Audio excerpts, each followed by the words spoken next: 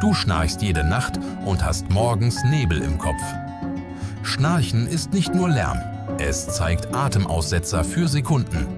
Jeder Aussetzer senkt den Sauerstoff, das Gehirn weckt dich kurz auf. Du erinnerst dich nicht, aber das Herz ist nachts im Alarmzustand. Studien zeigen, Schlafapnoe erhöht den Blutdruck und Gefäßrisiken. Wichtig ist die nächtliche Sättigung, messbar mit Pulsoximeter. Fällt der Wert zu stark, besprich eine Polysomnographie mit dem Arzt.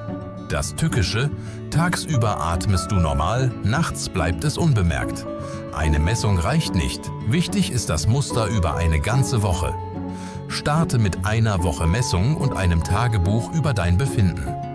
Die App vereint Sättigung, Blutdruck und Schlaftagebuch in einem Chart. Schreibe Kieslo-Rott in die Kommentare, ich sende dir den Link.